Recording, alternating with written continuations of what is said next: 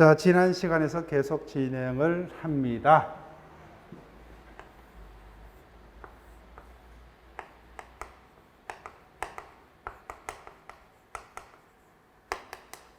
그럼 쌍무 계약이다, 그죠? 그럼 일방 당사자 매도인은 매수인에게 어떤 의무를? 약정한 재산권을 이전할 의무. 그죠? 그 다음에 매수인은 뭐야? 약정한 대금을 지급할 의무. 쌍방 간의 채권 채무는 의존관 거죠. 쌍무계약. 그 다음에 민법 총칙의 논점 중에 하나죠. 그죠? 그래서 이 부분으로부터 가실이 발생을 했다. 그 가실이 누구 거냐? 인도 전에는 누구 거다? 매도인.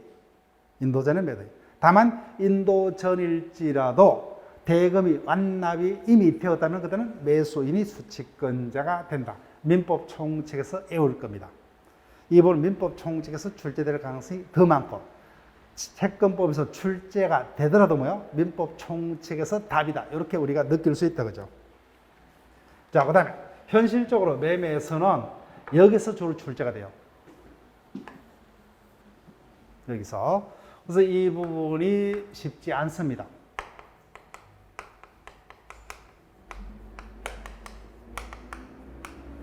천만으로 사고 팔았죠.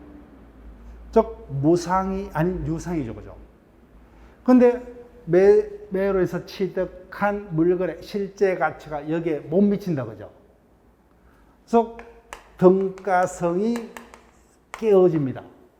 그때 법에 의해서 여하튼 등가성 유지를 위해서 법이 정한 요건만 충족되면 뭐요? 매도인이 매수에 대해서 일정한 법이 정하는 책임을 집니다.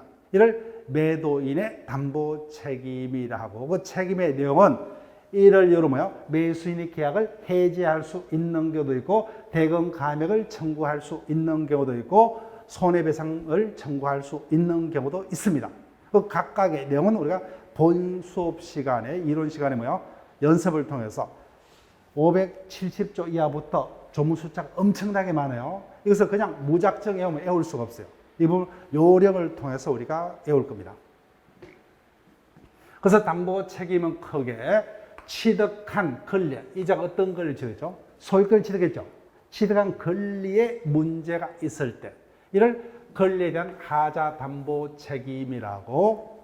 그다음에 뭐요? 내가 아파트를 매수했는데 벽에 엄청난 금이 있더라, 그죠? 또는 상수도가 파일드, 보일러가 박살났다, 그죠? 물건의 하자가 있죠.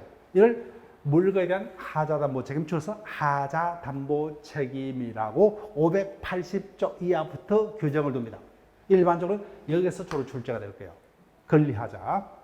근데 이와 같은 담보 책임은 법에 의해서 인정되는 뭐예요? 책임. 따라서 매도인의 가실 여부를 불문합니다. 그래서 법이 정책적으로 매도인에게 책임을 주는 무과실 책임이라는 겁니다. 무과실 책임. 자, 그 다음에 자세한 어떤 하자담보 책임의 내용은 그때 봅니다. 하나만 예를 들게요.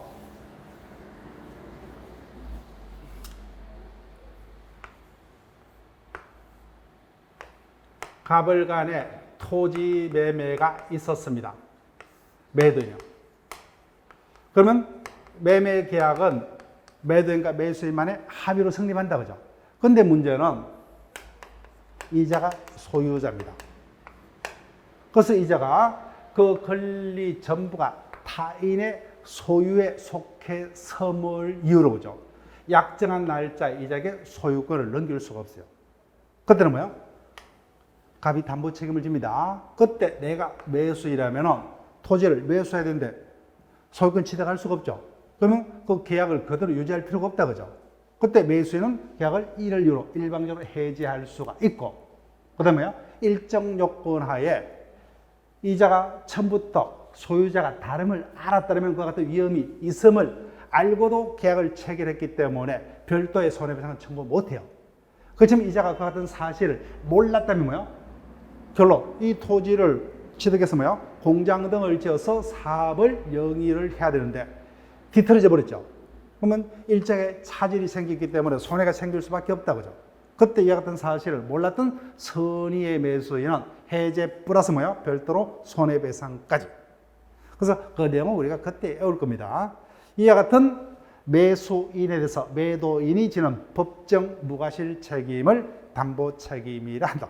담보 책임의 내용은 권리 하자의 모습에 따라서 여러 가지가 있다. 그래서 권리 전부가 타인에게 속한 경우, 권리 일부가 타인에게 속한 경우, 또는 목적물의 수량 부족 등이 있는 경우, 그 다음에 지상권 등의 제한으로 인한 하자의 경우, 저당권 실행으로 해서 소유권을 취득할 수 없거나 취득한 소유권을 잃어버린 등의 하자가 있는 경우 등 여러 가지 내용에 따라서 담보 책임의 내용이 달라집니다.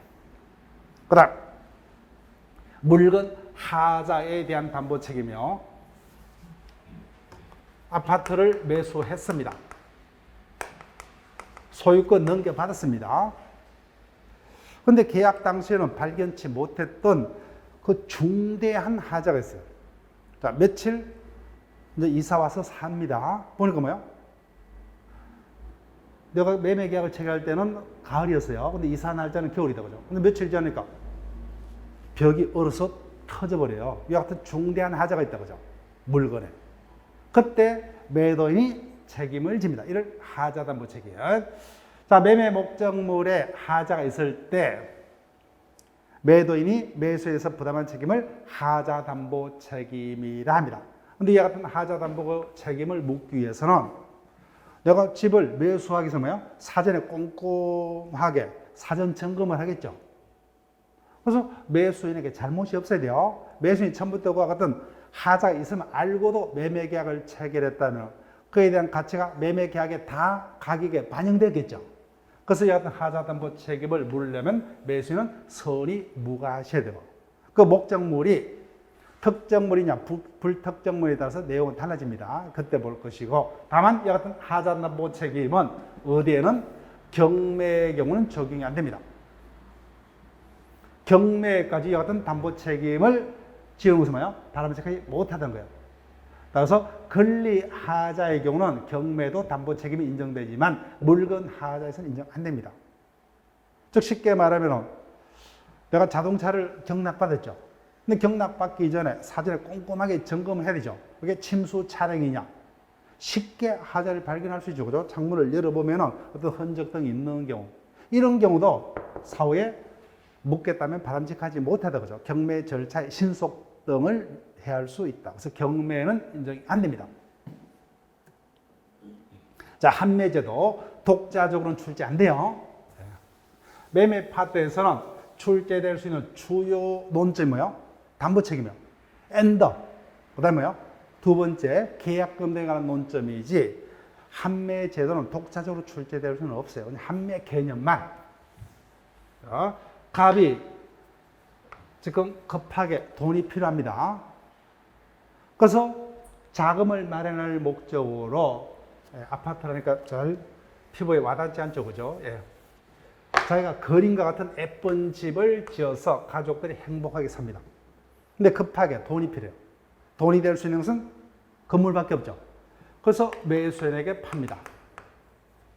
근데 종국적으로는 팔기 싫다, 그죠? 따라서 언로부터 대사할 수 있는 권리를 남겨두고 파는 이와 같은 매매는 한매제도. 실질적으로 담보제도의 하나입니다. 실제는 담보제도. 그래서 이런 것들은 그냥 개념 정도만, 다만 이 부분은 민법 총칙에서 특징적인 모습으로 부동산과 동산의 차이점 정도로만 외울 겁니다. 자, 그 다음 임대차. 갑이 가족들과 거주할 수 있는 자기 소유 건물이 없다, 그죠? 그러면 집이 여러 채 있는 갑으로부터 빌려서, 그죠? 이를 임대차로 빌립니다. 그래서 을을 임차인, 갑을 임대인한다, 그죠? 즉, 임대차 계약이란 당사자 일방이 임대인이요, 상대방이 임차인에게 그 목적물을 사용 수익해 할 것을 약정하고, 상대방이 임차인이 그에 대한 대가로 차임 지급을 약정만 하면 성립하는 낙성, 대가가 있죠. 유상 쌍무 계약입니다. 자, 그다음에 특징적인 모습. 이자는 임대차 계약에서 그 목적물을 약정대로 사용 수익할 수 있는 권리가 있죠. 이걸 임차권. 채권이다, 그죠? 채권이다. 그래서 누구에게만? 임대인에게만. 다른 자에게는 임차권을 주장할 수 있다, 없다? 없다. 근데 뭔가 문제가 있다, 그죠? 이자가 부동산을 임대차로 빌려서 생활하는데 임대인에게만. 너무 힘이 약하죠. 그래서 경제적 약자인 임차인 보호를 해서 뭐예요? 힘을 조금 실어주자, 그죠? 힘을 실어주려면 뭐예요? 부동산과 비슷한 힘을 실어줘야 되겠죠. 그래서 이를 임차권의 물거나 경량 뭐 이런 용어를 쓰는데 그런 의미요. 그러면 외부에서 이자가 임차권을 가지고 있음을 공시를 해야 되겠죠. 뭐 어떻게 돼요? 등기까지 하면 제3자가 임차권을 주장할 수 있다. 이를 임차권의 대항력 이렇게 이야기합니다. 자, 그 다음 32번. 그래서 제3자가 임대차 목적물을 침해해요. 그러면 결론적으로 이자의 임차권이 방해받고 있죠. 그러면 이자는 임차권은 원칙 채권이기 때문에 누구에게만? 가족에게만.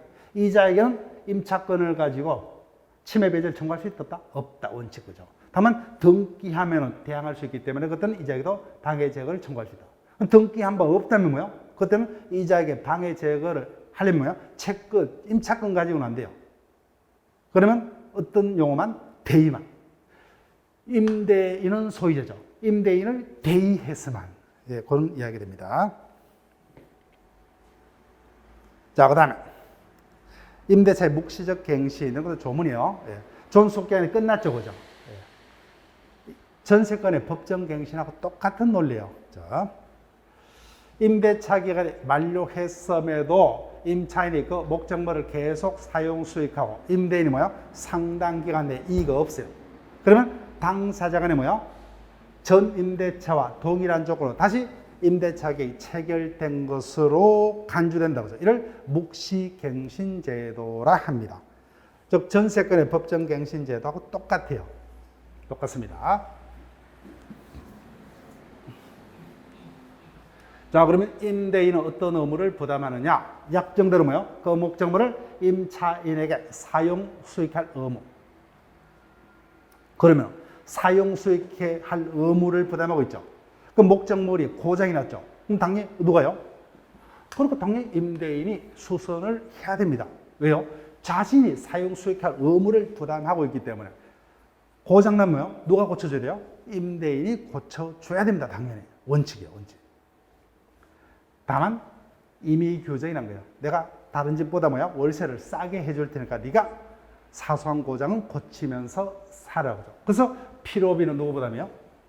임대인이 수선 의무가 있으니까 그에 대한 필요비는 임대인 부담이에요. 임대인. 그래서 임차인이 자신의 비용으로 고쳤다고 하죠.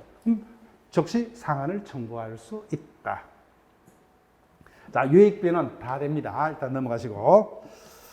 자, 그 다음에 임차인의 권리 의무. 똑같이 뭐요? 매청권. 즉, 매청권이 출제가 된다면은 임차인의 부속물 매수 청구권 아니면 뭐요? 지상권자의 지상물 매초권 파트에서 출제가 될 겁니다. 여기가 조금 더 출제 가능성이 높습니다. 그 다음 임차권의 양도요. 임차권은 채권이죠. 그래서 갑이 자신의 집을 공짜가 아니라 뭐야? 차임을 받기로 하죠. 그래서 임대차 관계는 서로서로 믿음이 있기 때문이죠. 즉 신뢰 관계에 바탕을 두고 있습니다. 그래서 임차인이 뭐야? 임차권을 양도하려면 이와 같은 제한이 붙어요. 임대인의 동의가 있어야 돼요. 그래서 임대인의 동의 없이는 그 임차권을 양도하거나 뭐야? 임대물을 타인에게 재차 임대차로 빌려주지 못한다고 하죠. 전대하지 못한다. 자, 이유는 뭐야? 임대차 관계는 서로서로 믿음의 바탕을 두고 있기 때문에. 즉 내가 집주인이라면 이자가 약속대로 뭐야? 내 집을 깨끗이 사용하다가 그 기간 동안 뭐야? 월세를 꼬박꼬박 성실하게 낼 것이 예상되기 때문에 빌려줬죠, 그죠? 근데 이와 같은 믿음성이 깨떨어지면 임대차 계약 관계는 유지가 될 수 없다, 그죠? 그래서 이와 같은 조문을 두는 겁니다. 자, 도금요. 그래서 매매와 임대차는 거의 매번 출제가 돼요. 근데 도급도 우리 시험에서는 자주 출제되는 논점 중에 하나예요. 따라서 이 파트도 출제가 되면은 주로 어디가 지문이냐? 수급인의 담보 책임이 주로 지문이요. 667조 이하 담보 책임에 관한 조문들이 출제가 됩니다. 자, 그럼 도급이 뭐냐?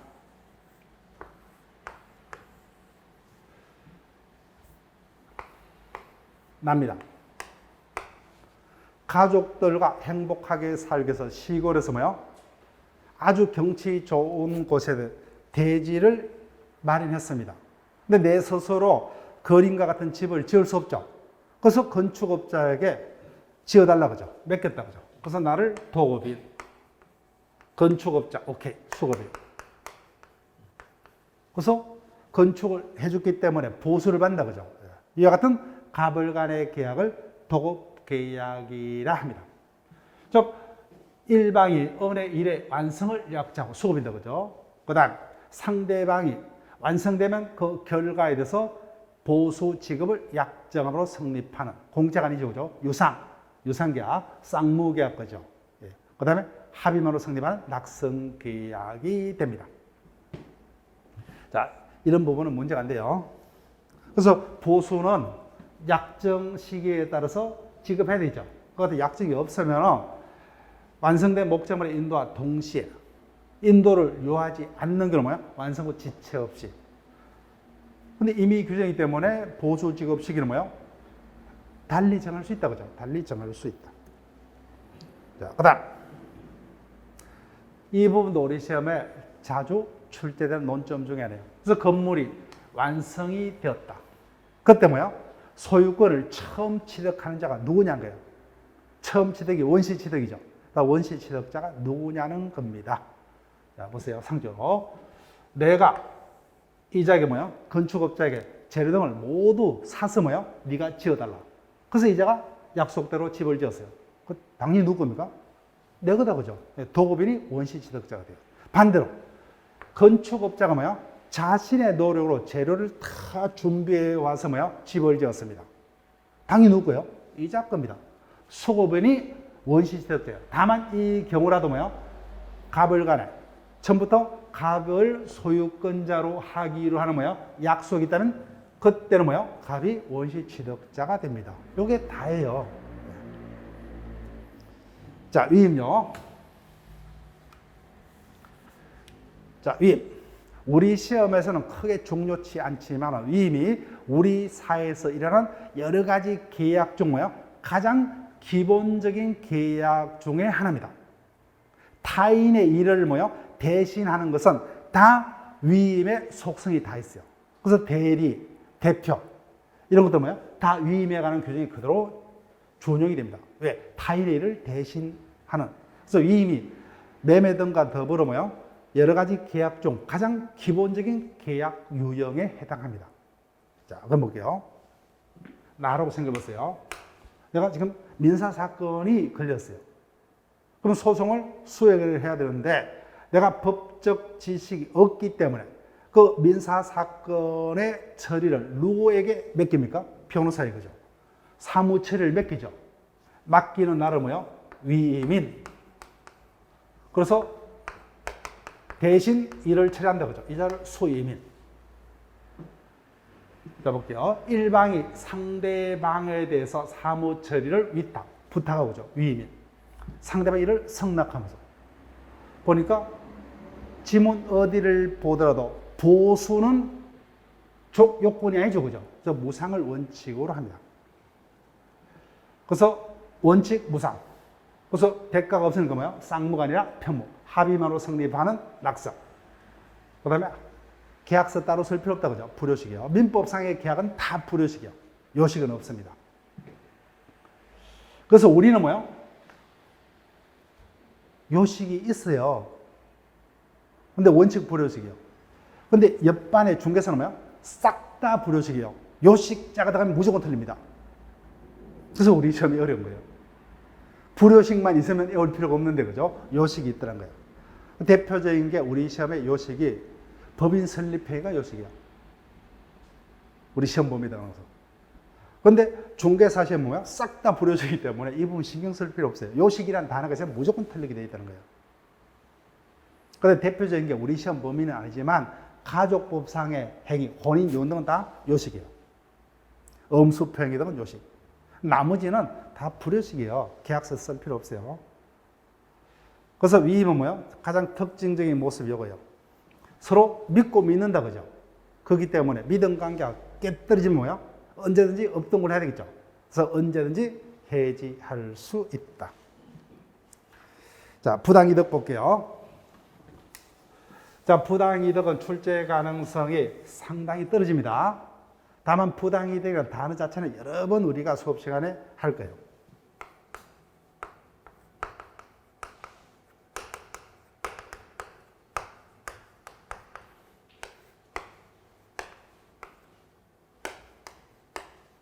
갑을 간에 매매 계약이 있었어요.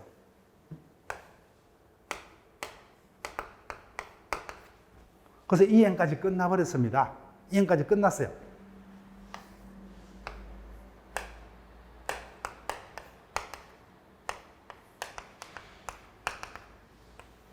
일정한 월에서 매매 계약이 취소가 돼버렸어요. 자, 그러면 어떻게 돼요? 처음부터 매매 계약이 없던 게 되죠. 없던 게 돼요.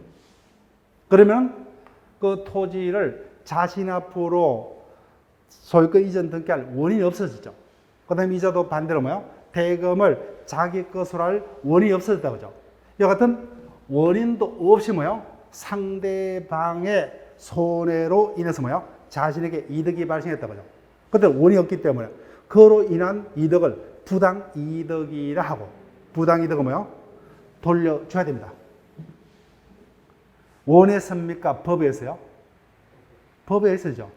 그래서 부당이득 반환 채권 채무는 불법행위 손해배상 채권 채무와 더불어 뭐요? 원에서가 아니라 계약에 의해서가 아니라 뭐요? 법에서 법정 채권 채무 관계입니다.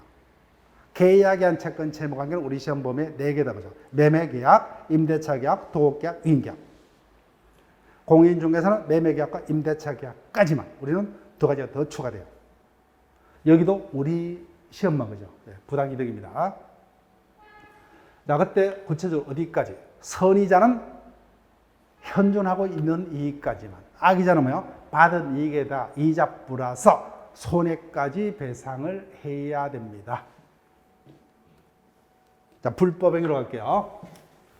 부당이득보다는 뭐요? 불법행위가 출제가 될 가능성이 조금 더 높습니다. 그래서 매년은 아니지만 불법행위는 자주 출제되는 논점이에요.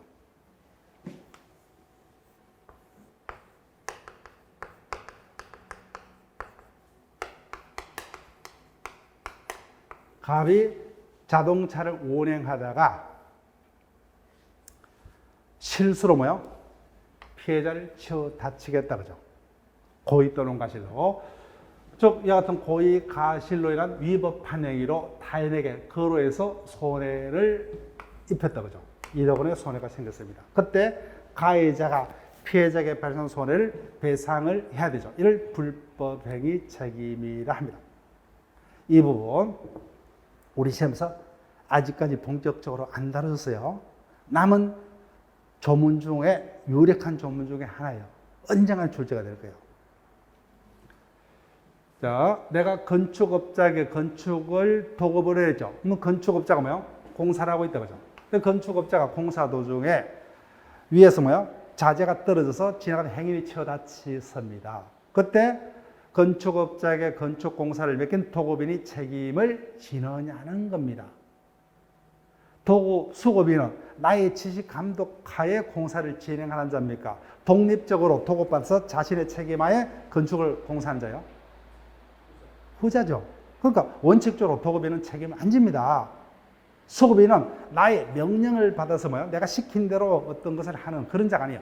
독립적인 지에서 뭐요? 약정대로 어떤 목적물을 완성을 자기 책임하에 하는 그런 자입니다. 나의 명령을 받고 하는 자가 아니기 때문에, 사용자 관계가 아니기 때문에 도급인은 원칙적으로 뭐요? 수급인이 그 일에 가서 제3자에 관한 손해를 배상 책임을 부담치 않습니다. 그럼 이 부분이 시험 문제예요. 다만 도급 또는 지시에 가서 뭐요? 도급인에게 중대한 가실이 있다 그죠? 그러면은 중대한 가실과 반대가 뭐요? 경가실이죠. 그래서 경가실의 경우는 배상 책임이 없어요. 경과실은 경자는 생략한다 그죠. 일반적으로 경과실은 그냥 가시라고 표현합니다. 따라서 도급이는 어떤 경우요? 고의 또는 중과실까지만 그죠. 고의가 더 세기 때문에. 따라서 단순 가실은 책임을 안 집니다. 그 중과실이 우리 시험 보면서 뭐요? 중과실이라는 단어가 법조문상에 우리 시험 범위에 들어갑니다. 어디에요? 차고 파트. 상대 표의자가 뭐요? 중요분에 차고가 있다 하더라도 뭐요? 중과실이 있으면 취소하지 못한다 그죠? 이 경우입니다. 그 중과실이라는 단어는 중개사 시험에서는 차고 파트밖에 없어요 그죠? 근데 우리는 두 군데 쓰입니다. 두 군데. 조문상으로. 해석상으로 또 더 추가되는 경우가 있습니다. 일단 조문상으로 두 가지 경우요. 나머지는 가실, 경과실과 뭐요? 중과실을 따로 구분 안 합니다. 이 경우는 중과실까지만 책임을 져요. 그래서 언제든지 출제될 수 있는 지문이 됩니다. 자, 그 다음 이 부분 언제든지 지문화될 수가 있습니다. 책임 무능력자입니다. 예를 들면요, 3살짜리요. 3살짜리는 자신의 행위에 대한 책임을 뭐요? 판단할 수 있는 능력이 있다 없다? 없다. 길을 가다가 라이터를 줬습니다. 켜보니까 뭐요? 재미가 있죠, 그죠? 마구마구 켜고 다니다가 어뢰집을 홀라당 불태워버렸어요. 근데 갑은 그것이 잘못인지를 전혀 판단할 수 없죠, 그죠? 책임 무능력자. 그러면 상대방에게 생긴 손해를 배상할 책임이 없어요. 그때 누가요? 감독 의무자인 부모가 대신. 그래서 요 사이 문제가 되는 게 뭐예요? 언론에서 촉법 소년 많이 들어봤죠, 그죠? 12세 이하자는 뭐예요? 여러 수십 명을 죽이든 뭐예요? 엄청난 물건을 훔쳐든지 아예 범죄 자체가 불성립이에요. 범죄 자체가 불성립. 무조건 뭐예요? 부모 앞으로. 14세 이하는 뭐예요? 범죄는 성립하되 뭐예요? 책임이 없기 때문에 무죄입니다. 12세 이하는 뭐예요? 아예 범죄 자체가 안 돼요. 12세 이상 뭐예요? 14세 미만은 범죄는 성립하지만 정책적으로 처벌을 못해요. 무죄입니다. 14세 이상만 처벌돼요. 그것도 뭐예요? 미성년자는 처벌을 간단하게 처벌해요. 그래서 문제가 된다고 하죠. 이자는 똑같아요. 민사 책임 안 집니다. 그때 부모가 대신이에요, 대신. 출제될 수 있어요. 따라서 미성년자가 타인에게 손해를 가한 경우 그 행위의 책임을 변식할 지능이 없는 때. 그다음 뭐야? 치매력을 심하게 앓고 있다 그죠? 똑같죠, 그죠? 심신상실 중에 타인에게 손해를 가한 자는 책임 무능력자이기 때문에 책임이 없어요. 이 경우 뭐야? 법정 감독 의무자가 대신 책임을 집니다. 감독 의무를 잘못했다는 이유로. 그 다음 사용자 책임. 갑이 피자집을 운영을 합니다. 사장이다 그죠? 을을 배달원으로 고용을 한다 그죠? 직원, 피용자. 그래서 이자가 배달 업무에 종사하다가 오토바이 사고를 해서 행위를 치어다 치겠다 그죠? 그때 사용자인 사장이 뭐요? 사전에 직원의 배달 업무 도중에 사고를 내지 않게끔 감독을 잘해야죠. 근데 그 감독 업무를 게을리했다는 이유로 사용자에게도 책임을 묻습니다. 이를 사용자 책임. 타인을 사용하여 어느 사무에 종사케 한 자, 사용자. 피용자라고 한다 그죠? 피용자가 그 사무 집회에 가서 제3자에게 가한 손해를 책임을 집니다. 감독 의무를 게을리했음을 근거로. 자, 공작물의 책임. 이 부분은 우리 시험에 출제가 되고, 그죠? 앞으로도 조문 문제로서는 가장 자주 출제될 수 있는 논점 중에 하나입니다. 네.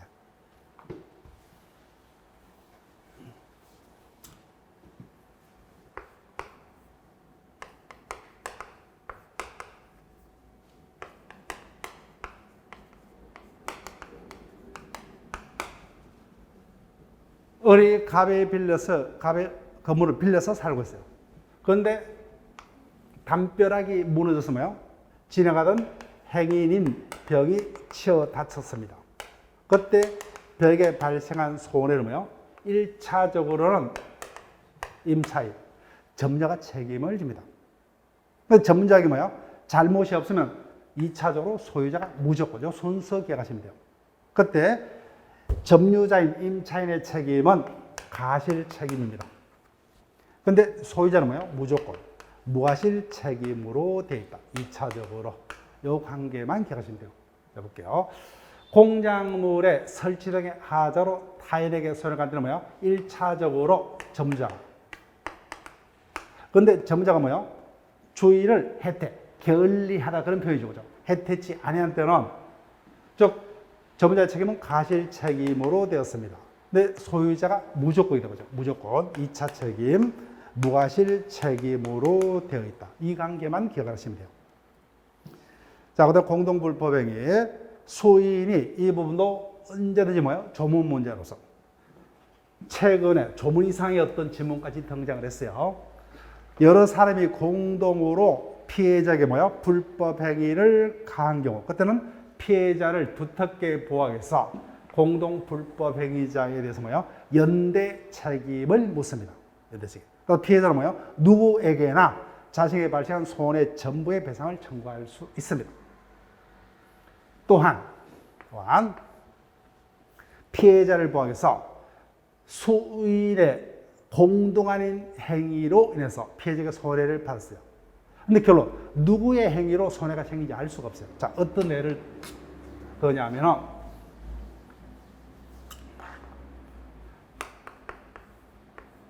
피해 학생입니다. 힘이 부족해요. 그래서 학교에서 뭐야? 갑으로부터 폭행당했어요. 폭행당했으니까 뭐야? 울면서 집으로 옵니다. 중간에 또 다른 뭐야? 을을 만났습니다. 그래서 뭐야? A에게 왜 울면서 집에 가냐? 또 패버렸어요. 둘이서 공동으로 불법행위를 한 건 아니죠, 그죠? 근데 밤에 애가 엄청나게 열이 심하게 나고 끙끙 앓습니다. 그래서 응급실에 실려가니까 뭐야? 엄청나게 다쳤어요. 근데 각각 을 중 누구의 행위로 인해서 손해가 발생한지 알 수가 없다, 그죠? 그때도 피해자를 보호할 목적으로 모두에게 뭐야? 연대 책임을 지웁니다. 자, 나머지 마지막이요. 손해배상 청구는 제 거이죠. 소멸시효 걸린다, 그죠? 언제까지? 2가지 기간이 있다는 거예요. 따라서 불법행위란 손해배상 청구는 그 피해자 또는 뭐요? 법정 대리인이 손해 및 가해자 안날로부터 3년이 지나거나 그죠? 또는 불법액 옛날부터 10년이 지나면 시효소멸됩니다. 이를 두고 학자들 간에는 뭐요? 소멸시효냐, 뭐 제척기간이냐 다툼이 있지만 우리는 뭐요? 따질 필요 없어요. 판례가 둘 다 소멸시효로 보기 때문에 그냥 소멸시효. 기간이 2가지다, 그죠? 그다음에 명예훼손으로 인한 손해의 경우는 금전 손해배상과 별도로 뭐예요? 명예회복에 적당한 반론보도, 정정보도 등을 청구할 수 있다. 조문 정도만. 다만 예전에 사죄광고는 해당되지 않는다. 다시는 줄지 안 될 거예요. 사죄광고까지는 양심의 자유에 반함으로. 자, 지금까지가 우리 시험 범위의 내용들은 뭐예요? 친숙함을 목적의식으로 해서 진행을 했습니다. 자, 그럼 이 정도였던 기초 강의를 통해서 어느 정도 완벽하지는 못하지만, 그죠? 어느 정도 본격적인 이론 수업을 진행할 준비 단계는 되었다, 그죠? 그럼 다음 주부터는 본격적으로 12주차에 걸쳐서 기본 이론반이 진행이 될 겁니다. 그래서 기본 이론반에서는 최대한 뭐요? 교과서상의 지문을 거의 빠짐없이 진행을 할 겁니다. 다만 개별 판례들은 진행이 안 될 거예요. 개별 판례들은 심화반에서 진행이 될 겁니다. 그래서 기본반에서는 최대한 모든 지문을 거의 언급을 할 건데 다만 출제 가능성이 없는 부분은 가감히 생략을 합니다. 그 다음에 그 단계에 맞춰서 일부 연습도 진행을 할 거예요. 그래서 이 같은 기본 이론반이 끝나면 심화반에서는 뭐요? 본격적으로 출제될 수 있는 부분만 깊이 있게 뭐요? 개별 판례까지 검토를 하면서 그 다음에 연습도 뭐요? 조금 더 양을 늘릴 거예요.